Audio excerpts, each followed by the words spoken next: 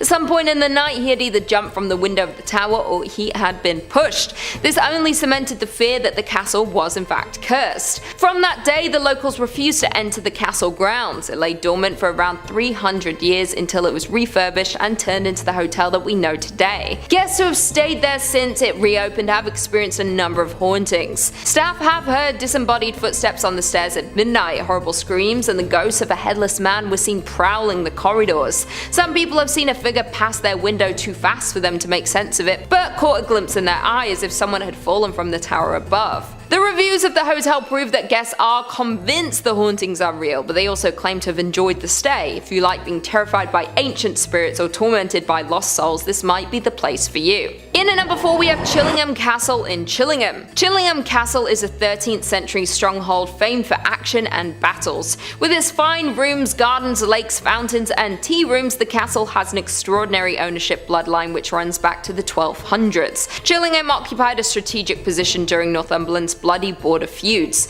Chillingham Castle was often under attack and often basked in the patronage of royal visitors, a tradition that remains to this day. Edward VIII came to hunt there, and members of today's royal family continue the tradition with private visits to the castle this century. The medieval castle remains as it was, just with galleries that you can see today added in Tudor days. For the visit of King James VI of Scotland, the castle is a dark past at the hands of the once owner John Sage. Once injured, he could no longer fight for the king. He begged to be kept on in some capacity. He was given the job of torturer and stepped into his new role with relish. It was said that he had a deep hatred for the Scots and little mercy, with over 7,500 men, women and children suffering an agonizing end at his hands. Often legs and arms were broken before they were thrown 20 feet down into the oubliette. With no way to escape, they were to eventually starve and pass away in pain and in fear. It was also said that John Sage met with an equally gruesome death after he accidentally killed a tribesman's daughter that he had been in love with. The father exacted his revenge and John was executed at Chillingham, with parts of his body being taken as souvenirs, a fitting end to a life dedicated to such cruelty. One of the most famous ghosts is the ghost of the Blue Boy, often witnessed by flashes of blue light or halo. These sightings settled down when 2 skeletons, one of a man and the other a young boy, were uncovered during renovation work. They even found documents with the remains dating back to the Armada. Who they were and why they were hidden remains a mystery. Some of the smaller hauntings guests reported including footsteps being heard walking around the rooms and the taps turning on by themselves. Another common sighting includes those of the Lady in White, who, after suffering from being poisoned, begged guests for water in the pantry. These are just a couple of the ghosts and hauntings around the castle. If you're brave enough to investigate, you might find a few more. In at number 3, the Swan Hotel in Suffolk. This luxury 4-star hotel is set in the middle of the historic Tudor town of Lavenham. In the heart of Suffolk, its oak-beamed interior makes for a cozy feel, giving guests a sense of stepping back in time. It's said that a housekeeper who once lived there back when the hotel was a thriving coaching inn back in the 19th century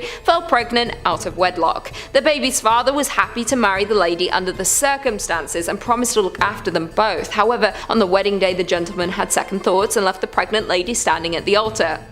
Savage. It is said that after that she became inconsolable and very depressed. What is now room 15 in the Swan Hotel was once the housekeeping quarters, and it is said that the poor woman was found hanging in this room by one of the inn's workers. Her ghost remains behind to chill the spines of those that dared to cross her path. A security guard was working alone late one night at the Swan Hotel, and as he was doing his final checks around the hotel, he came into contact with her, which scared him out of his wits and sent him running in the other direction. Several guests have reported having seen her standing in room 15 in the middle of the night. Once a nun was staying in that very room when she awoke, startled to feel the ghost tickling her feet. I guess you either get lucky and she likes you, or she chooses to scare you half to death. In at number 2 we have the Langham in London. One of the more upmarket entries on this list is the Langham in London. I know it's upmarket because Cher stayed there. How do I know? Because I stalk her life. Since opening in 1865, this 5-star hotel has played host to a number of infamous historical figures, both living and dead. With nearly 500 rooms and suites, it's really not surprising that a number of ghosts have been seen regularly at the hotel. The paranormal activity at the hotel became apparent when it was owned by the BBC, when it was discovered that there were at least 5 ghosts that make regular appearances at the hotel. The most active of the ghosts at the hotel is said to be that of a German prince or nobleman who was thought to have met his death when he threw himself out of the window of an upper story room. Ghosts have seen his ghostly form moving through walls and closed doors, and he is often accompanied by a sudden drop in temperature. Room 333 is supposed to be the most haunted. In this room, a BBC newscaster woke up to see a fluorescent ball of light which which slowly took a human shape. The apparition hovered 2 feet above the floor, the lower portion of its legs missing. It was dressed in extravagant Victorian evening wear. The announcer tried to communicate with the ghost, asking what it wanted. The spirit slowly started to move towards the newscaster, arms outstretched, eyes empty. The announcer fled in distress to the safety of his co-workers and told them of this encounter.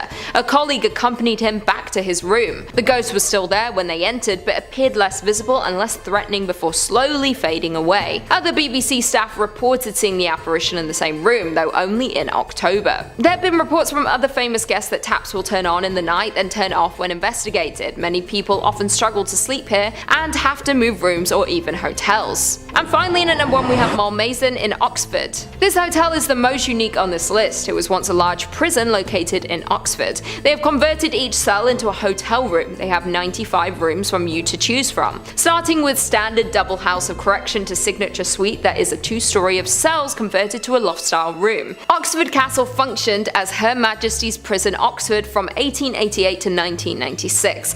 One of the more notable prisoners to be held in Oxford Castle was Mary Blandy, an 18th century murderer who poisoned her father with arsenic. She believed the arsenic was a love potion that would force him to approve of her fiancé, a Scottish nobleman who was already married. She was hanged on April 6, 1752. It's said that her spirit still roams the castle to this day. During the Victorian era, it wasn't uncommon for children to be imprisoned inside. The youngest inmate to be held inside Oxford Prison was Julie Ann Crumpling. She was just 7 years old when she was sentenced to 7 days of hard labour for allegedly stealing a pram. Perhaps the most terrifying report comes from one of the security guards who was on his nightly patrol. The security has long been very wary of the location and had experienced several things before such an unexplained sounds, bangs, and the usual phenomena. However, on one dark night when the guards was coming to an end of his patrol, when his dog stopped and shuffled quickly backwards, growling at something in front of him. It was then 2 large shadow figures appeared before him. As anyone would do, he ran as fast as he could. A few days later, his dog died suddenly. He believed he had been frightened to death. You can stay in rooms when prisoners were once tortured and even killed. Although the hotel has been fitted to be a rather comfortable boutique hotel, it does not erase the horrors that have occurred. Sometime in the 1970s, a group were carrying out a sentence in one of the cells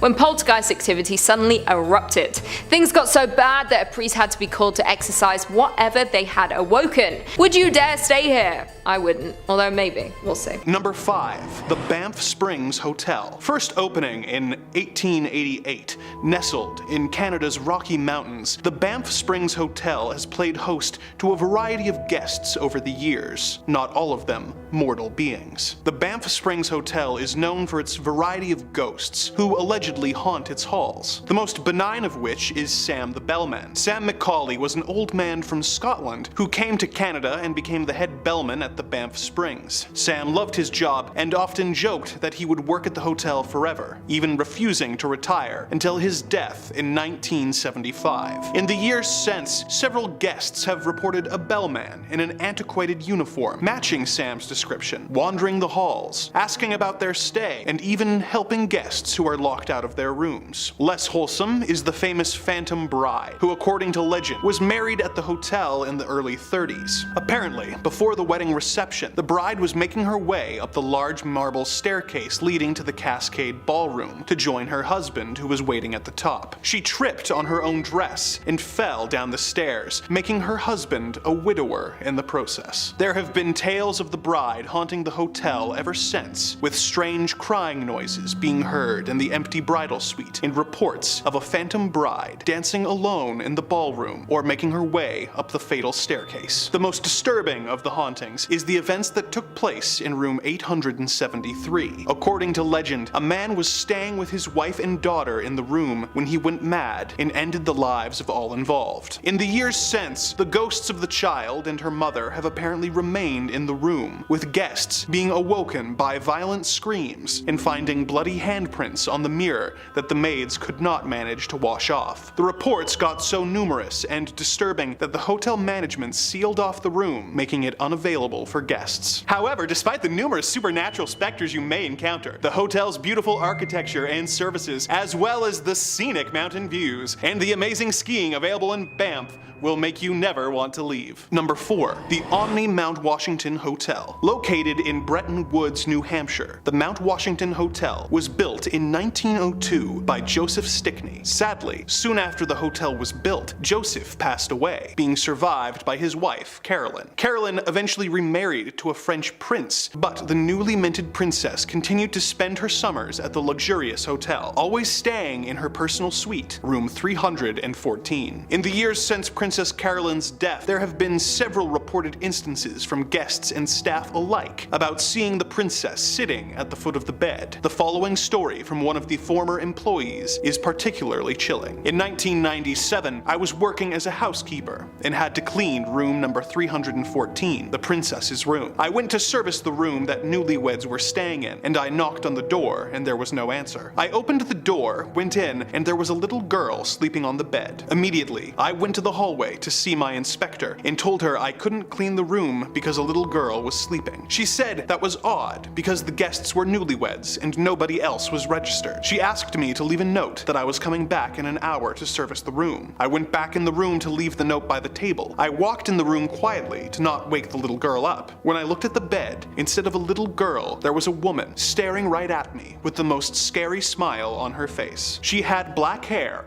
and was wearing a white dress. I got chills down my spine and I just stood there, frozen. She sat on the bed and kept staring at me. I ran out of the room and told my friend, who was also a housekeeper. We both went back in the room and there was no one there. I still have a hard time remembering that incident, and I get chills every time I speak about it. I have many friends that have worked there, and I heard a lot of scary things that happened. Oh, the day before this happened, my friend and I took pictures of ourselves on the princess's bed. Everybody tells me that I made her upset by doing that. There have also been tales of other areas of the hotel playing host to paranormal activity, such as this story of the ballroom. As I walked into the ballroom late one evening on a night where there was no performers, I heard the faint sounds of an orchestra playing. I thought a rehearsal was going on, and I went to see who it was. There was no one there. No one. As I walked away from the side of the stage, the lights suddenly went out, and the music got louder. It was surreal and very, very scary. I ran to the light switch and saw that it had been turned off. I turned it back on, and the lights went on for a second, and then the switch turned down on its own. The entire time, the music kept playing. I ran out and found security and told them what happened. They went in to investigate and found nothing. No music and no problem with the lights. Despite the various ghosts, the Mount Washington Resort provides guests with stunning views of the mountains and the famously beautiful foliage of the White Mountain National Forest. This combined with the amazing ski opportunities, the on-site golf course, and the fact that it has played host to several famous guests, including 3 US presidents and Thomas Edison, will make your trip a memorable vacation that you'll never want to leave. Number 3. The Stanley Hotel. The Stanley Hotel was opened in 1909 by the American inventor and entrepreneur Freeland Oscar Stanley. In the years since its opening, it has developed the reputation as being one of the world's most famous and influential haunted hotels, having been described as the Disneyland for ghosts. All throughout the hotel, paranormal activity is reported, with vacuums being turned off or having their plugs torn out of the walls at any given moment. But there are 3 consistent sites of ghost activity on the premises that we will explore. The 4th floor of the hotel was originally a cavernous attic before eventually being converted into the living quarters for the female employees, their children, and nannies. In the years since, it has been converted into guest rooms, but the spirits of the past are still known to stick around. Guests have reported seeing their closet doors opening and closing on their own, and hearing the sounds of children running around and giggling while they play. In room 428, guests have reported seeing the ghost of a friendly cowboy appearing at the corner of the bed, who is believed to be the spirit of Rocky Mountain Jim Nugent, a guide from the late 1800s who was known for only having one eye after being attacked by a bear. Another haunted location is the concert hall, which was built by Stanley as a gift for his wife Flora, who can often be heard playing her piano late into the night. Another spirit who can be found in the hall is a former employee named Paul, who used to enforce the 11 p.m. curfew and who now nudges guests and workers who are in the hall late at night and will sometimes flicker the lights and tell them to get out. Most infamous is room 217, which is apparently haunted by the ghost of a housekeeper named Elizabeth Wilson. She apparently flickers the lights, moves objects, and will even unpack the guest's luggage. She is, however, somewhat old-fashioned and will literally try and drive a wedge between unwed couples who share the bed, with several couples describing a cold force coming between them in the night and the man's bags being packed and left by the door in the morning. Although this has never been confirmed, when the movie Dumb and Dumber was filmed in the area, Jim Carrey stayed in room 217 and was so scared by something in the room that he ran out of the room half naked and screaming in the middle of the night. The hotel was on the verge of being closed down until an author and his family stayed at the Stanley in 1974. The the day before it closed for the season. They were the only guests, and the large, empty, ornate hotel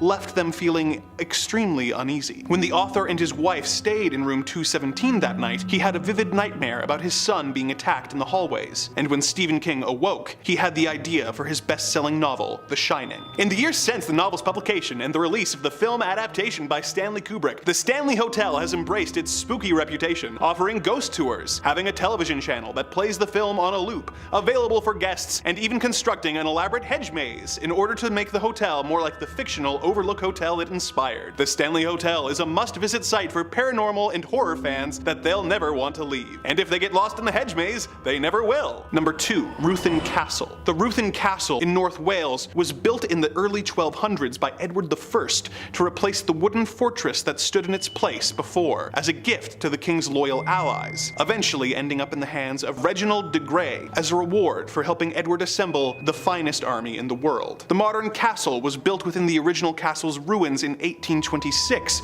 before being sold to be used as a hospital in 1923 and eventually being converted into a hotel in the 1960s. Some of the most famous figures that have stayed in the castle over the course of its long and storied history include King Henry VII and his daughter Mary, making this a location that you can stay in that once housed the original and authentic Bloody Mary. Although, as always, summoning her in a darkened room is not recommended. One of the most haunted rooms in the hotel is room 222, where several guests have reported sudden and extreme drops in temperature, as well as hearing slamming doors and tapping sounds all around the room. Another consistent tale is the little girl who is often seen at night knocking on guests' doors and running through the halls and on the roof while giggling. Also commonly cited is a soldier, supposedly one who died defending the castle while serving in King Edward's army, who can be seen wandering the castle grounds dressed in full medieval armor. However, the most infamous apparition is the ghost of Reginald de Grey's wife, Lady Grey. She apparently caught her husband having an affair and in a jealous rage dispatched the mistress with an axe. She was sentenced to death, and her body was not allowed to be buried on consecrated grounds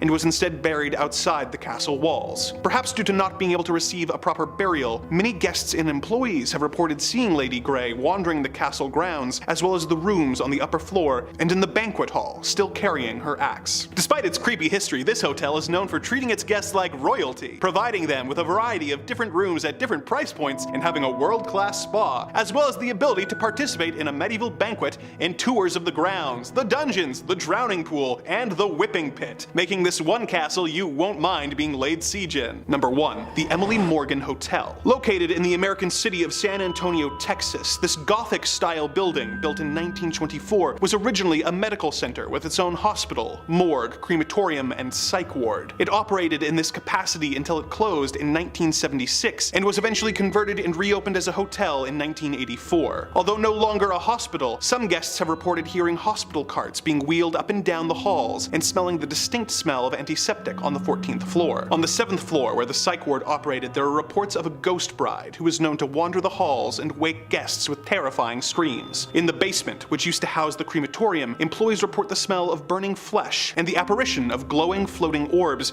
as well as disembodied voices crying out in pain. If this isn't ghostly enough, you can look out the window and see another notoriously haunted building, as the Alamo is located directly across the street. With all the local history, you will never want to leave once you receive some of that Texas hospitality. Staying the night in a haunted hotel sounds like a stressful experience, but it still sounds preferable to staying at the Econo Lodge Motel. Coming in at number 5, Hotel Maestay's Premier Akasaka in Tokyo. The Maestay's Premier Akasaka was built on the site of the Akasaka Weekly Mansion. Since opening, the hotel has been linked to countless cases of people taking their own lives and sudden deaths that have reportedly taken place at the former building. Since then, it is a common occurrence for guests to experience the paranormal. One of the most common claims is that an eerie, white mist can be seen filling the rooms. No one knows where it comes from or why, but it can disappear as fast as it appears. There are also often reports of a woman appearing in some of the rooms. She has been seen in doorways or even at the foot of the bed. Guests have reported a cold hand stroking their hair or grabbing them while inside of their room. One woman was even dragged by her hair across her room.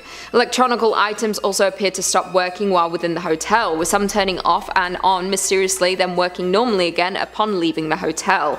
It seems like you'd be safe choosing another hotel in this area. I would not like to be dragged across my room while trying to enjoy my holiday. Coming in at number 4, we have Bourbon Orleans Hotel in New Orleans. When it opened in 1819, the Orleans Theatre and Ballroom became the setting for European operas and entertainment for Creole society in New Orleans. The 1,300-seat theatre quickly placed New Orleans on the map as the opera capital of the United States throughout the 19th century. By 1881, both the Orleans Theatre and Ballroom had been acquired by the Sisters of the Holy Family for use as a school, orphanage, and convent. The Sisters of the Holy Family were at the location for 83 years until the need for expansion pressed them to sell the property to hotel interests. The stories of the ghosts in the hotel seem to spread over each era of the hotel's history. There is something about the ground the hotel is built on that seems to keep spirits locked there. There is the story of the Confederate soldier. He is known around the hotel simply as the Man. He has been known to haunt both the 6th and 3rd floors. Many people have seen him standing around on these floors, and sometimes his footsteps can be heard walking around. A yellow fever hit New Orleans around the time that the nuns were running their convent. They cared for sick children who had been orphaned. Due to this, there are spirits of nuns and little girls who have been seen around the hotel. The most frequently told tale is of a little girl. You can hear her light footsteps walking around from time to time, and some have even seen her rolling her ball and chasing it down the 6th floor corridors. The final well-known ghost to inhabit the Bourbon is that of the Lonely Dancer. She has been seen dancing underneath the ballroom's crystal chandelier. Others have commented on how they could see someone stood behind the curtains within the ballroom, yet when they look to see who is hiding, no one is there. Seems she wants to be included in the lavish events, but must only watch from afar. In at number 3, we have Emily Morgan Hotel in San Antonio. Before the building was built, the grounds of what is now the hotel was where the Mexican forces battled the Texans in the long barracks of the Alamo in 1836. Over 600 men lost their lives on the land that the hotel now lives on. When originally built, the location was the Medical Arts Building. It housed over 100 medical professionals from doctors to dentists. It was even believed to have a section devoted to the care of those suffering from psychological conditions. The building also had a morgue and crematorium, providing for patients and their family from birth to end of life. Of course, with any old building that has witnessed death, the stories about what happened here continue to grow and interest those who visit. The staff and guests of the hotel have shared their stories about weird occurrences at the hotel. These moments of weirdness have led some to conclude the hotel is haunted. One example of this is the phone ringing in the middle of the night. Once answered, no one is there. Room attendants have also told stories of them cleaning the room, then once they go to clean the bathroom, they will re-enter the room to see that the bedding has been thrown around the room. That sucks. Guests have also reported unusual occurrences during their stays. Some have seen hospital gurneys outside of the room when looking through the peephole, only to see nothing there once the door is opened. Elevators will stop on random floors where there is no one waiting, as if it has been called by a spirit. Emily Morgan Hotel follows the traditional superstition of a lot of the other hotels and does not have a 13th floor. What many people do not know about the hotel is on the 14th floor there isn't a room 1408. The room number stops at 1407 by design. And the next room is the Duke Suite. When you add the numbers 1408 together, 1408, you get the number 13. Hence the movie 1408, starring John Cusack. Great movie, very scary. Coming in at number 2, we have the Bell Hotel in England. The Bell Hotel was built back in the 15th century. It was first established as an inn way back then and has seen many owners and guests pass through there in its time. Many paranormal investigators have revisited the hotel over the years and truly feel that the site is one of the most haunted in all of Norfolk and the UK. The Bell Hotel itself has been a hostelry since it was established some 16 centuries ago. Some of its period features include wattle and daub walls, Samson's post, Elizabethan wall paintings, a priest's hole, and the original secret passage out of the inn. If you do happen to find yourself at the hotel, avoid the main suite bedroom. It is said that this room in particular is haunted by the ghost of a hooded monk, who either lived or stayed at the hotel in the past that had taken his own life in that very room. Guests have reported the feeling like they're being watched or a sudden unexplained chill in the air. The second most active ghost of the hotel is that of the old landlady Betty Radcliffe. The landlady died when she was pushed out the window of room 10. Her spirit told to never leave the hotel. Guests have reported her walking around at night checking on the hotel as she once did. Some report knocks on their door, but when they open to see who it is, no one is there.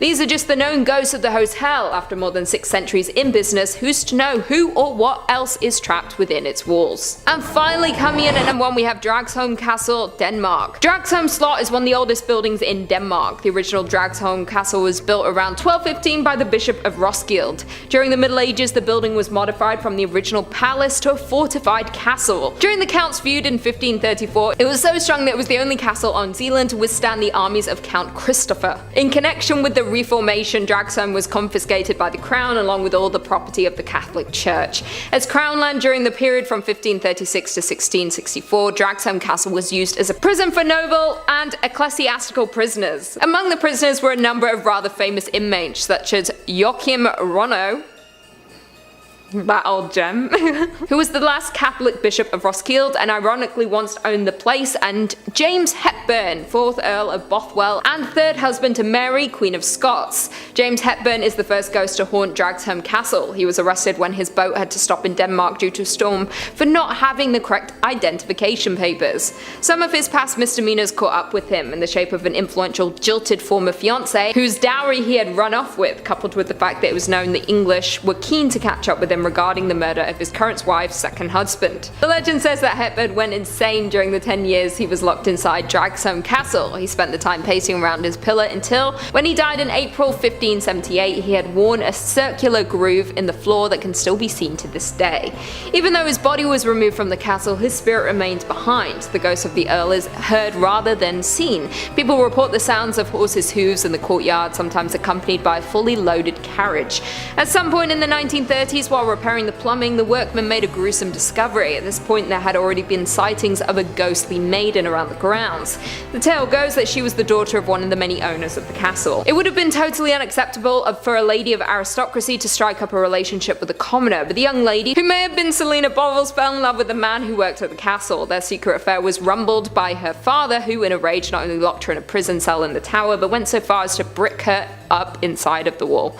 When the plumbers tore down the wall, they discovered her remains. People now make the link that this must be the ghostly maiden. She can often be seen around the grounds searching, possibly for her lost lover. Others have heard crying that they can never place. Could there be more hidden bones around the castle? I won't be staying there to find out. Me and at number 5 we have Omni Shoreham Hotel in Washington DC. The Omni Shoreham Hotel was built in 1930 by the owner of a construction company. One of the hotel's major financial partners was Henry L. Doherty, who later lived in the hotel with his family but left soon after his daughter died in what is known as the Ghost Suite. Although there is a haunted past with the hotel, it does hold many luxurious events. Franklin D. Roosevelt even held his first inaugural ball here, and many balls have been held here since. When Henry L. Doherty lived at the hotel, he occupied Suite 870. They moved into the hotel with their maid, Juliet Brown. One night at 4 a.m, Juliet woke up feeling unwell. She rang the front desk but unfortunately died before she could speak with anyone. Not long after this happened, Henry's wife and daughter also passed away in the same room. The cause of them passing is unknown. After this unfortunate string of events, Mr. Doherty moved out of the hotel. The apartment was then unoccupied for over 50 years. The Doherty apartment was since renovated into a hotel suite. However, since this was reopened, there have been a number of weird happenings. Guests soon reported hearing faint voices and witnessed doors closing and opening by themselves. Televisions as well as lights would also turn off and on by themselves, strangely all around 4 a.m. at the same time it's believed Juliet passed away. Some occupants also said that they came back to the room with the furniture rearranged. If you do ever find yourself at this hotel, do not stay in the Doherty suite. Coming in at number 4 we have Admiral Fell Inn in Maryland. The inn has 8 buildings which date back to the late 1700s. Before becoming an inn, the building had many different uses, including a ship chandlery, a vinegar factory, a YMCA, a boarding house for actors, and a sailor's lodging house. In 1900, Fells Point was a rough place. It was full of sailors, mobster hangouts, illegal gambling halls, brothels, and sailors. A Christian boarding house and recreational center then opened, which was called the Anchorage, and the building is now the central structure of the Admiral Fell Inn. In the early 1900s, a lot of death was seen here. Mercy nuns would try to treat wounded sailors in the main building, but there was only so much they could do and many died. In 1985, it was renovated into a 38-room bed and breakfast and renamed the Admiral Fell Inn. 1996 brought upgrades and expanded it into the 80-room hotel that it is today. The inn is considered considered to be the most haunted place in Maryland, with many sailors even dying from their wounds or taking their own lives here. There may also be a number of mob victims who passed away here due to the dangerous past. One room is particularly dangerous, room 413. This room was the scene of a ghastly murder in 1999. Christopher Jones, an out-of-town guest attending a pharmaceutical convention, was killed by Gary Mick. Some of the hotel's housekeepers often get a strange feeling when they clean the room, and others refuse to go in it at all. Some feel a breeze or a hand resting on their shoulder. Others have experienced sudden cold spots and shadows darting around the room. People have also seen floating sailors sitting where a fire escape once was. Others hear knocking on their doors from butlers who once were. There have been multiple times when the hotel had to be evacuated due to hurricanes nearby. When the hotel was empty and the manager went back in for a last check, they could hear partying from one of the floors, believed to be the old sailors who used to party at the hotel. Maybe if partying with ghosts is what you're looking for, this is the place for you. Coming in at number 3, we have Ballygally Castle in Northern Ireland. The stunning Ballygally Castle was built back in 1625 and is steeped in history. The original castle served as a place of refuge for the Protestants during the Civil Wars. During that time it was handed down from fathers to sons, and in 1799 it was passed to William Shaw, the last squire of Ballygally. In the early 1800s the Shaw family lost their wealth and the estate was sold. The castle sits on a beach in Northern Ireland. It has apparently been dubbed the jewel in the Hastings crown. It is reported that while William Shaw and his family lived in the castle, a lot of sinister things happened. William Shaw was driven mad, desperate for his wife to give him a male heir to carry on his legacy. When Lady Shaw did not deliver him a son, he locked her up in a tower at the top of the castle. There are 2 stories about what happened next. One claims that Lady Shaw fell to her death while attempting to escape, while the second goes that William pushed her from the tower. I am tempted to believe the second personally, since then it is said that over 400-year-old ghost still roams the grounds, looking for her beloved children who she was separated from. She has her own dedicated room at the hotel to try and contain the hauntings, but there have still been hauntings with guests. She has been seen wandering the grounds late at night. Others have heard her crying from within their room or feeling a presence that is watching over them. This is not a hotel you should visit with your children. If she mistakes you for one of her lost girls, there's no telling what she might do. Coming in at number 2, the Hay Adams, Washington, D.C. The Hay Adams Hotel is only 1,000 feet from the White House and known as the closest you can get to the White House without an invite. The hotel is located on the site where the 1885 homes of John Hay and Henry Adams once stood. In 1927, a property developer bulldozed the homes to build a 138-room residential hotel. Hotel magnate Julius Manger purchased the property in 1932 and changed the name to the Manger Hay Adams Hotel. He owned the hotel until his death. Manger died in this residential suite within the hotel. The ornate ceiling was the last thing he saw.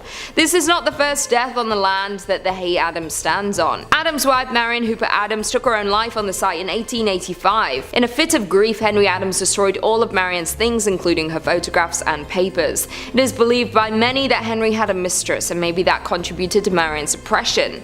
Henry and Marion are buried together under a monument called Grief. Staff of the Hay Adams Hotel complained that the ghost of Clover is most active during early December, the anniversary of her death. Reports of doors mysteriously opening and closing on their own, a woman crying softly, and voices of sorrow coming from apparently nowhere. Some housekeepers have also experienced being hugged by an unseen presence. The hauntings do not stop it from being the most popular hotel in Washington and has hosted many a politician, including the Obamas before inauguration. Just be aware, if you do stop by, you might get a hug from the spirit of Mrs. Adams. And finally, in at number 1, we have the Marshall House in Savannah. The Marshall House was opened in 1951 by Mary L. Marshall on Broughton Street in Savannah's premier shopping district. It is the oldest hotel in the area, being one of the only houses specifically built to be a hotel. It is a beautiful hotel considered by architectural historians to be the finest structure Mary Marshall ever built. Although it started as a beautiful structure and still is to this day, it has had its share of death and horror. During the Civil War, the Marshall House was occupied by the Union and used as a hospital until the end of the war. It was also used twice more as a hospital during the yellow fever epidemics of the 19th century. When it came to restoring the house in the late 1900s, they discovered human remains under the floorboards. The house became a crime scene, but they soon discovered that the downstairs room was used as the hospital surgery room. It is believed that the remains of limbs that had been amputated during the war were discarded underneath the house. Since the bones were disturbed there have been numerous claims of hauntings within the home. Paranormal activity is a frequent occurrence around the hotel to this day. If you choose to stay there, you might notice the faucets turning on and off, lights that inexplicably flicker, electronic items powering themselves, toilets suddenly overflowing for no apparent reason, and disembodied voices that echo throughout the halls. One guest recalled, "A room to be wary of, 306. The loud hall noises in the middle of the night happened on the 4th floor where we just happened to be staying. I've lived in many haunted houses, but Marshall House creeped me out completely. I loved it there, but I could not rest. Yes, it is old and noisy, but there's way more going on there than meets the eye. But what else can you really expect from a city built on top of dead bodies? If you want to sleep through the night, Marshall House is not the hotel for you." Coming in at number 5, we have the Queen Anne Hotel in San Francisco. The Queen Anne Hotel was originally an exclusive girls' boarding school built in 1980. This building is said to be haunted by the spirit of the old headmaster. The building was reportedly sold against the headmaster's wishes. It is said her spirit is still attached to room 410, which was her old office. Guests have reported that her ghost seems to be a very caring soul. Hauntings have included unpacking suitcases, tucking guests in, and even singing them to sleep, which sounds terrifying. One guest even reported waking up on the floor with their bedding neatly tucked around them. Not every ghost in the hotel is as warm as caring as the headmistress though. The building was previously used for various secret societies. They would meet here with their members who reportedly had something to do with astrology. Could they have been messing with the paranormal? People have reported suddenly feeling very cold in certain spots in the house. They feel like they're being watched, with others catching strange reflections in the mirror. So not all of the Queen Anne's ghosts are bad, but is it really worth the risk for the headmistress to tuck you in at night? I mean, I don't really want anyone tucking me in at night, dead or alive. A little bit weird. In at number 4, Hotel Provincial in Louisiana. The Hotel Provincial, located in New Orleans, Louisiana, is said to be haunted by the spirit of a former soldier. The hotel has a beautiful French design and boasts about their historical heritage to the land. It turns out the hotel is built over an old military hospital from 1722. In 1831, twin houses were then built on the site, but they both burned down in 1874. There have been many guests who have reported hauntings of the soldier in many different forms. Some hear doors opening and closing on their own, or footsteps walking the halls at night. Several seances have actually been performed at the hotel over the years, many of which resulted in ghostly visions or recorded audio of a voice saying, "Tell Diane I have to go." There was even a female guest who reported being pulled from her bed by her hand across the room as she kicked and screamed. Although not everyone has an encounter with the soldier, it's enough to keep me from booking a room. In at number 3, we have Holmes Murder Castle in Chicago. Luckily, this is not a hotel you can visit any longer, but it is still a cautionary tale, so do your research before booking to stay anywhere. Herman Mudgett, who went by the name Dr. Holmes, built and operated his 60-room hotel in the Chicago suburbs in the late 1800s. He was the architect for this hotel and had a very clear vision of what he wanted. The castle included a lot of strange features: rooms with no windows, doors that didn't go anywhere, trapdoors, and even hidden passageways. When he opened for business, the unlucky visitors got more than they bargained for. Dr. Holmes went on to be known as the United States' first serial killer. For 4 years he held the visitors prisoner, torturing and killing them. He admitted to 28 murders, but they suspect he was responsible for many more. Some rooms were sealed shut and used as gas asphyxiation chambers, others were lined with iron plates and had blowtorches built into the walls to burn the victims. He was eventually arrested for insurance fraud of all things. The murders were revealed when investigators searched the hotel. They found surgical rooms covered in blood, jars filled with bones, prison rooms fitted with alarms in case anyone tried to escape, and chutes attached to his rooms to directly dump the bodies in the basement. He even had his own crematorium, vats of acid, and 2 lime pits that could dissolve a body in a matter of hours. Once he was hung for his crimes, his hotel was burned to the ground to prevent this from happening to any more traveling souls. So just because you find a good deal on TripAdvisor, do your research before booking. Although we do all love a good deal. In at number 2, Crescent Hotel in Arkansas. The Crescent Hotel in Eureka Springs, Arkansas was the first luxury spa in southern United States. Built in 1886, it was also doomed to be a haunted attraction. The entire town is known to have ghosts roaming, but they seem to be especially attracted to the Crescent. In particular, you will want to avoid room 218. The legend goes that a stonemason fell to his death in the area that is now room 218. No one knows the stonemason's name, but hotel employees call him Michael. Those who have stayed in room 218 have reported many weird interactions with his ghost. He has been heard screaming in terror from the ceiling above the bed. Someone even claimed they saw him in the room mirror attempting to reach out into the room.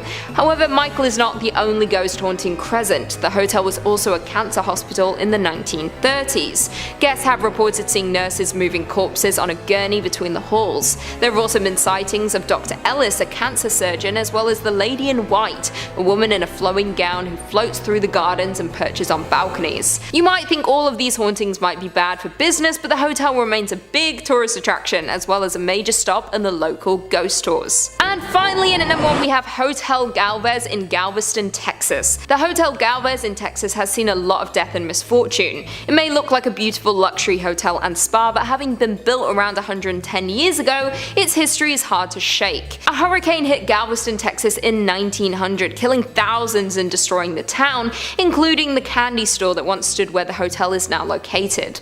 The hotel opened in 1911 in efforts to rebuild the town.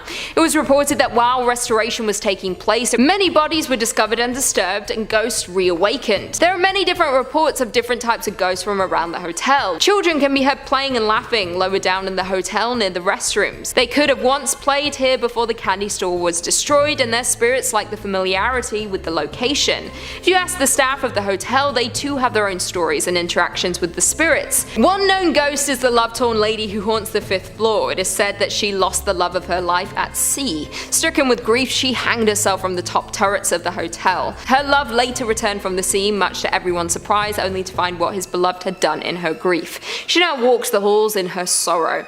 It is said when she wants to be left alone, she will disable the electronic keys for the floor, and those around can feel a cold presence that is not common for the area. This is just one of the many haunted buildings in the area. Will you be taking a haunted tour around Galveston, Texas? I unlikely will, because I've got no desire to go to Texas, to be honest.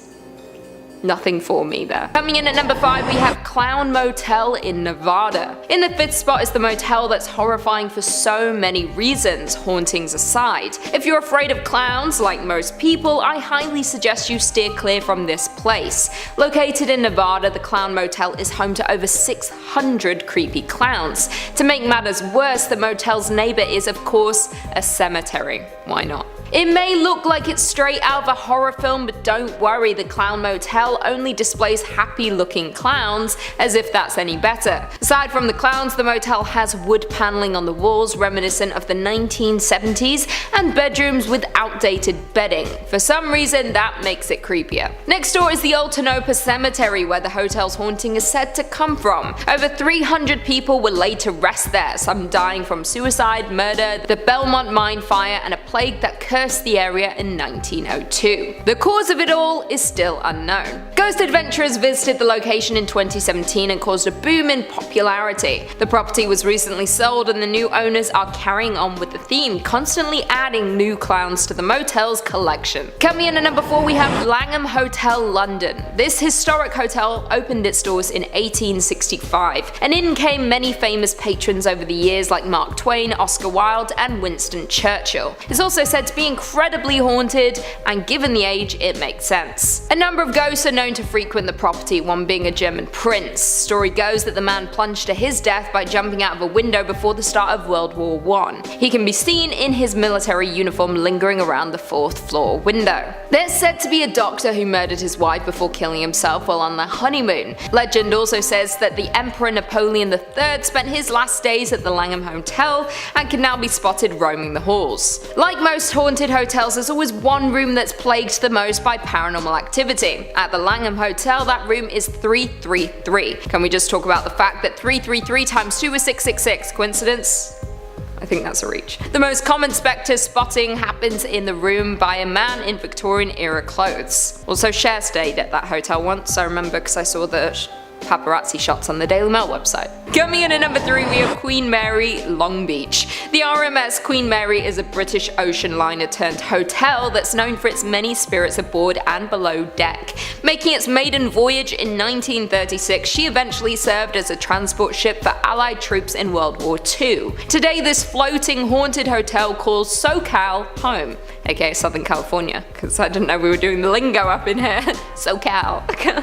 While converted as a troop carrier during the war, the ship collided with her escort, slicing the HMS Caracal in half. Around 300 people drowned as a result. Throughout the years, staff and guests have reported seeing many different apparitions and have experienced unexplained events. Screams and wails can be heard coming from the boiler room, where a young sailor was said to have been severed in half by a door. There have also been reports of a little girl who likes to play games with the living by the swimming pool. The saloon on the Queen Mary is a hotspot for Lady in White sightings, who is said to be a first-class passenger. At least she haunts in style, often being spotted dancing in a long ball gown. Perhaps the most haunted spot in the hotel is located on the infamous B deck, specifically Suite B340. They actually stopped offering the suite because they received an abundance of complaints about paranormal activity. Of course, this drew mass attention to the room, so they now offer a ghost package for those brave enough to spend the night in the most haunted suite on the ship. With its intriguing and checkered past, it's no surprise that the Queen Mary was once labelled by Time magazine as one of the top 10 most haunted places on Earth. In at number 2, we have the Stanley Hotel in Colorado. The Stanley Hotel is perhaps the most infamous haunted hotel in the world, and for a good reason. It's said to be so haunted that author Stephen King based his popular novel The Shining on the colonial revival style hotel, which was later adapted into the hit film starring Jack Nicholson. Should you decide to spend a night at the Stanley Hotel, you'll be spending it among a plethora of spirits that are said to haunt the grounds, and not all of them are human. But let's look back to the hotel's haunted history. It was built by inventor Freeland Oscar Stanley, who moved to Colorado hoping to relieve his tuberculosis symptoms in 1903. One season later, he was a new man, no longer weak and frail. He was so overjoyed that he decided to build a sophisticated hotel, and in 1908, the Stanley Hotel opened its doors. Stanley lived until the ripe age of 91, but his spirit is said to still roam the halls of the place he loved. His wife, Flora, also has been spotted in the hotel and is known to play the piano. All ghosts play the piano, apparently. Another spirit is that of a housekeeper named Elizabeth Wilson. She was seriously injured on the property in an explosion, but thankfully survived. Her spirit is said to reside in room 217, which happens to be the same room that Stephen King stayed in. The author apparently had a nightmare of his young son being chased around the hotel. On the 4th floor, guests and staff have reported hearing children laughing and playing. There's also a spirit of a little boy named Billy who is known to play with the hair of guests. So the next type of ghost isn't actually that scary, more cute if anything. On the grounds there's a small pet cemetery. People have reported seeing apparitions of a cat and dog roaming around. The Stanley Hotel also has an underground cave system below with a high concentration of minerals that are said to attract spirits. And finally, in at number 1, we have the Cecil Hotel in Los Angeles. Located in the dirty underbelly of LA, the Cecil Hotel is not for the faint of heart. It has housed famous serial killers, a bizarre mystery, and tons of death, but let's start at the beginning. In its glory, the Cecil was the definition of opulence, with a grand marble lobby, stained glass windows, and beautiful statues. But that quickly fell through when it was hit hard by the Great Depression. In 1931, the Cecil had its first of many suicides. The once elegant hotel and the area around it slowly became what we know today as Skid Row. After a string of more suicides, the hotel became a place for people to die. Perhaps the most grim death was when a woman gave birth in the hotel, and in a panic, she threw herself out the window. Let's say she did that. I like changing history so that I can keep it in. Elizabeth Short, famously known as the Black Dahlia, was also said to have had a drink in the hotel's lobby days before her gruesome murder. Even more famous, or should I say infamous, people have frequented the Cecil Hotel. In the 1980s, Richard Ramirez, or the Night Stalker, was terrorizing the West Coast, murdering at least 38 people in less than a year. The serial killer called the Cecil home and based his operations out of the hotel. He allegedly even dumped bloody clothes and evidence in the dumpsters behind it. Austrian serial killer Jack Unterweger Vega also resided at the Cecil in the 1990s. After serving time in prison for a murder conviction back in his home country, he checked into the Cecil while working as a journalist. He murdered 3 sex workers and even reported on his crimes until he was caught. The Cecil Hotel found itself at the center of a mystery in 2013 that took the world by storm. The disappearance of Elisa Lam made headlines. The 21-year-old tourist's body was found floating in the hotel's water tank. Her death was ruled accidental and attributed to mental illness, but there are very strange elements to the story that still leave doubt in people's minds. There's security camera footage that shows Elisa in the elevator acting rather strange. She seems to be hiding by pressing her body up against the wall, occasionally peeking out and acting as if someone is in there. Whether you believe her death was accidental, homicide or paranormal, it's still an incredibly bizarre and haunting story. Although the Cecil Hotel has since been rebranded and has undergone a facelift, there are too many deaths and sinister stories attached to the hotel for it to not be haunted. Number 5. The Stanley Hotel. The Stanley Hotel is as infamous as it is gorgeous. This scenic Colorado hotel isn't just famous for a picturesque view of the Rockies, it's also got quite a reputation for serving as the inspiration for fiction's most famous haunted hotel, the Overlook. Now, it didn't serve as the film set for the Stanley Kubrick film, but it was used for the limited TV series and of course inspired Stephen King's legendary horror novel. In 1974, King and his wife stayed at the hotel, visiting at a time when the hotel was preparing to close down for the season. King states that spending time in such a grandiose location, isolated from the rest of the world, away from other guests and signs of life, hearing this discordant, sad music playing in a giant empty dance hall ignited his imagination. He said he was fired up returning to his room 217,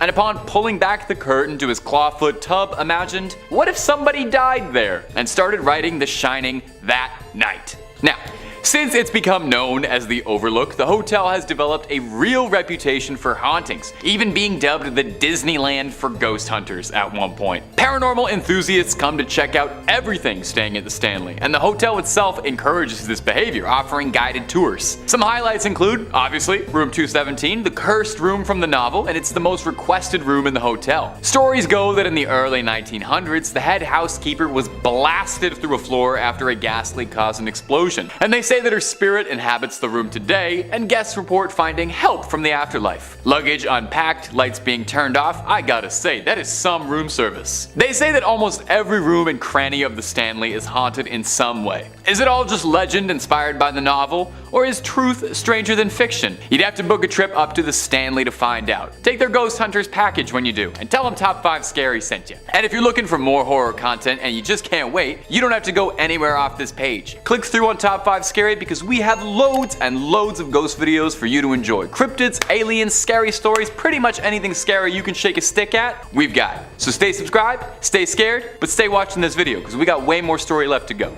Number 4. The Fairmont Banff. Our next entry is one of Canada's most famous haunted hotels, and you know me, I love a local haunt. That's a little pun for you. The gorgeous property is well known internationally, and not just for its stunning views, but apparently because the place is just top to bottom ghost central. Let's take a look at some of the more notable ones that are haunting the property. The most famous specter at the Fairmont is that of the Ghost Bride. That was a Tim Burton movie, wasn't it? Her story takes us back to the late 1920s, and allegedly it goes that a beautiful young bride was dressed in her gown, ready for the ceremony, when something caught her heel, causing her to slip and fall down the hotel stairs, careening downwards, tragically cutting her life short. Since then, hotel staff and guests alike have reported numerous sightings of a weird veiled figure moving up and down the stairs in a long ethereal white gown, or seeing her in the ballroom by herself, dancing alone, waiting for that first dance she never got.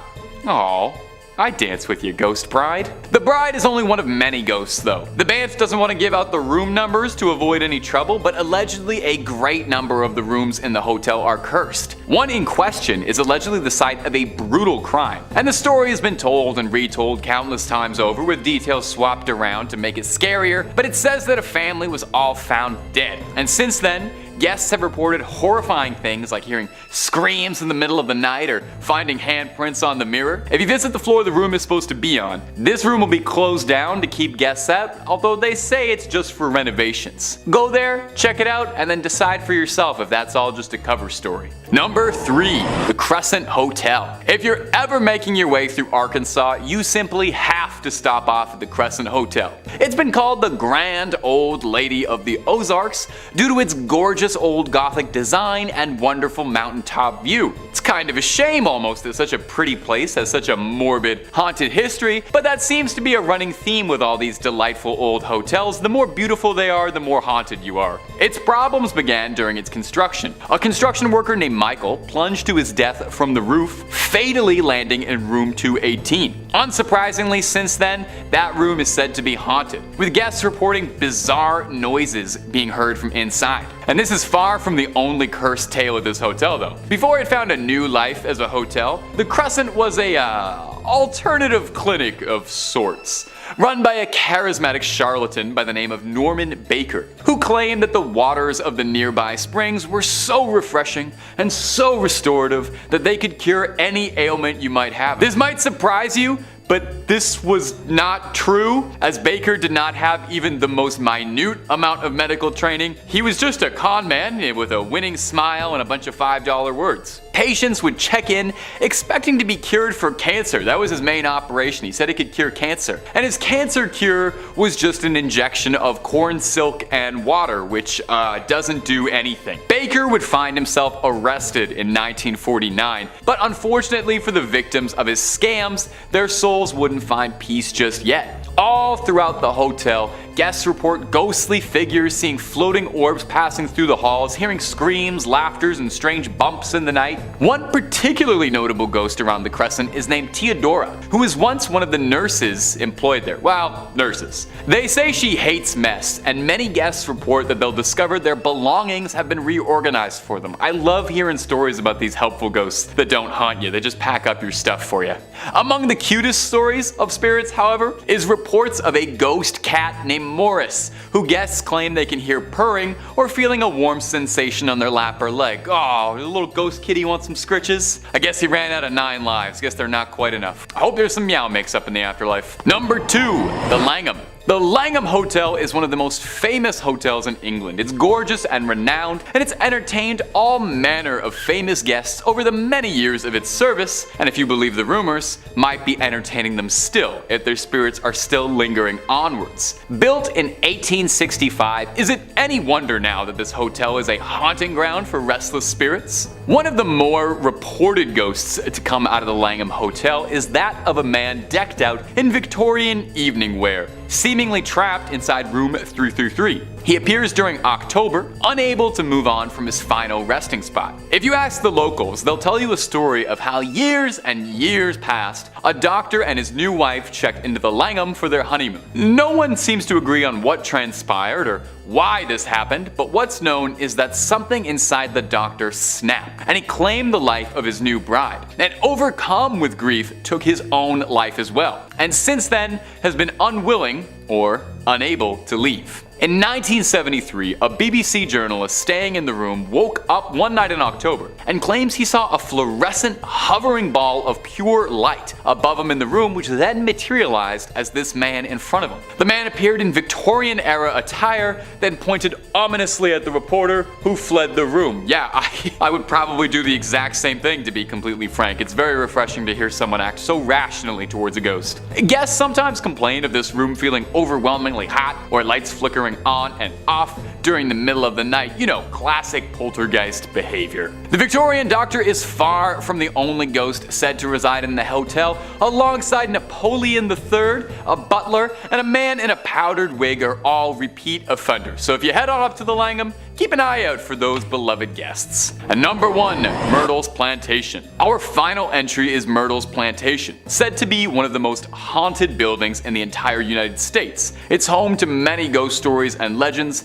stemming from a violent, sordid, unpleasant past. The plantation was first built in 1796, where it traded hands several times between a number of wealthy families. Our first story of haunting comes from 1834, when it was owned by Clark Woodruff, a prestigious judge and, well, also a slave owner. Of his slaves, one was named Chloe, who was a particular target of Woodruff's unimaginable cruelty. She tried to protect herself by eavesdropping and learning what she could do to alter her behavior, but unfortunately, this would just serve as a punishment. As when Woodruff learned she was eavesdropping on him, he had her ears cut off, and then made her wear a green head wrap to not have to look at what he had done. He sounds like a really lovely guy. Legend states that to strike back, Chloe poisoned a cake the Woodruffs were going to eat at a party. And weirdly, there's some differing reports and versions of this story change the intent. Sometimes Chloe was looking to get rid of them, sometimes she just wanted to make them sick to teach them a lesson. Well, the dosage was lethal, and Mrs. Woodruff and the rest of the family, save for Mr. Woodruff, were all lethally poisoned. As a retaliation, Chloe was hanged on the property. Some believe that she still haunts the ground and that her ghost can be seen, still sporting that green head wrap. The next owners would not fare much better. The next owner was a wealthy family, the Winters. Mr. Winter was a teacher, and one day a stranger riding by came out and fired at Mr. Winter fatally, where he staggered up the stairs to breathe his last. Visitors say that you can still hear his forceful stomps up the stairs as he attempted to get help. The plantation harbors a dark history, but has remained a popular spot for ghost hunters and paranormal enthusiasts to go and stay the night to see what they can find. Number 5 on this list is the Hay Adams Hotel. This hotel is located in Washington, D.C. and has quite the history to it. USA Today writes, quite possibly the most famous hotel in the capital, the Hay Adams has hosted many a politician, including the Obamas before inauguration. In 1884, best friends John Hay, Abraham Lincoln's private secretary and later a Secretary of State, and Henry Adams, the author and descendant of John Quincy, built their homes on the plot of land where the hotel now sits. In 1927, 9 years after Adams' death, the houses were razed and replaced by the hotel that stands today. Adams' wife, Marion Hooper Adams, killed herself on the site in 1885, and her spirit reportedly haunts the hotel. Guests and staff say they can hear a woman crying softly, disembodied voices, and doors opening and closing on their own. What is it about hotels and people taking their own lives? It feels like so many hotels are haunted because someone left the world far too early, and usually it was their decision to do so. Marion Hooper Adams is no exception, and she has made this hotel a very inhospitable place to stay. Sometimes you hear the faint cries of a creature or spirit and they go away, but apparently her spirit absolutely wails. All the time there are screams and crying heard. In fact, it's so repetitive that it gets less scary and more of an annoyance than anything else. People literally just can't sleep at night because they're constantly listening to her crying over how her life ended. It's also a nuisance when they find things missing all the time.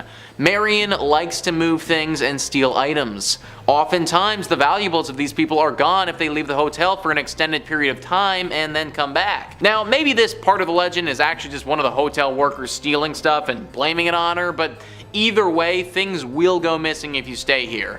It's overall just a horrible experience being at this hotel for an extended period of time, and I wouldn't recommend it to anyone. Number 4 on this list is Hotel Provincial. Located in New Orleans, this hotel is teeming with paranormal energy. USA Today says the 2-story Hotel Provincial with 94 rooms in the historic French Quarter is a retreat into old New Orleans. Like many New Orleans properties, it also claims to be a popular paranormal activity hub. Like other area hotels, the property acted as a medical facility for wounded Confederate soldiers and is said to still possess their spirits. From distressed soldiers and operating doctors to pools of blood, guests have reported it all. If actually staying at the property seems too spooky, it's also a stop on many walking ghost tours of the city as well. Pools of blood, guys. Literal pools of blood. Just imagine walking into your hotel room after a long day of doing stuff, getting into your PJs, moving the comforter over to your bed to slip in, and then seeing a bunch of blood just ooze out. This has actually happened to people before. That would absolutely scar me for life if something like that ever went down. Not to mention people actually getting physically scarred when they come here. People have reported getting attacked by unknown paranormal entities while staying here. waking up to a spirit completely ravaging them and having no idea how or why it's happening. This is not the type of hotel that you want to stay at, and you will literally risk your safety if you do. Number 3 on this list is the Pfister Hotel. This one has been around for a while and has got a lot of people scared who've stayed here. Travel and Leisure says the historic Pfister Hotel opened in Milwaukee in 1893 with elegant interiors and advanced technology for the times, including electricity, individual thermostat controls, and fireproofing, making it one of the most sought-after accommodations in the city. The hotel is supposedly home to a number of spooky sightings. In fact, several MLB players have reported their own personal ghost experiences in the hotel, and some are even too scared to stay there again. So guys, I actually run a podcast all about the MLB. Because I run this podcast, I'm pretty knowledgeable about the MLB. I have literally heard of this hotel before even doing research on this video. Players will flat out refuse to play here now because they get way too scared and can't get any sleep when they're there. Then obviously when they play their game the next day, they suck because they just spent the entire night basically fending for their lives in this haunted hotel. It's really too bad that it has to be this way because this is apparently one of the nicer hotels in Milwaukee. It's definitely one of the oldest, and back then it was the best place to stay if you wanted a luxurious night. Hopefully the ghosts that reside here eventually leave and we can all enjoy it once again without getting completely haunted. Number 2 on this list is the Emily Morgan Hotel. The Emily Morgan Hotel is located in Texas and is probably the most haunted in that entire state. It wasn't always the lovely and renovated hotel that it is today. Prior to this being a beautiful place to stay, this was actually a hospital and a place for doctors to stay. Obviously, during that period, it saw a lot of illness and death, and that has tainted the space. But believe it or not though, this isn't the only set of tragedies that this location has seen. Before it was a hospital, before it was anything at all, on this very site where the hotel currently sits, was the Battle of the Alamo. The Battle of the Alamo was one of the most critical battles in the Texas Revolution. The battle lasted for 13 brutal days in 1836. It was between the Mexican soldiers and the Texan soldiers. The Mexican soldiers won out and killed every single one of the Texan soldiers who were there defending their fort. This battle is one of the most famous in American history for how horrible and brutal it was. It's no wonder that the land here is haunted and will infect basically anything that's built here. It also doesn't help when the hotel used to be a hospital which saw its fair share of horrible things too. Nowadays, this hotel has a whole cast of paranormal characters. Soldiers from back in the day have been spotted roaming around the halls, and patients and doctors as well. There have even been a few occasions where people have reported having visions of being on the battlefield as if they were transported there. Definitely not the spot to be staying on your vacay to Texas. And finally, number 1 on this list is La Fonda on the Plaza. This is a hotel located in New Mexico that has been host to plenty of tragedies. Travel and Leisure says this beautiful Santa Fe, New Mexico hotel has an incredibly rich history. Since 1609, a number of inns have been located on this very site, but a handful of events may be the cause of continued hauntings. According to the National Trust for Historic Preservation, the ghosts of a judge shot in the lobby, a businessman who gambled everything away at the hotel before jumping down a well, and a bride killed on her wedding night are just a few of the spirits that you may come across during your stay here. That's 3 spirits too many for me, guys. Whenever situations like this arise, I start to question things. What I mean is that, isn't this a little bit odd that 3 totally separate, completely different tragic events all took place right here at different times? Sure, it could be a coincidence, but it seems like a rather sad one if you ask me. Maybe there was always something about this space that was just a little off. Maybe people who come here just get hit with horrible luck. Maybe this hotel was built on some sort of ancient ground that it shouldn't have been built on, and this is the horrible reaction. I obviously can't say for sure, but something's fishy about this hotel, and I wouldn't recommend checking it out if I was you.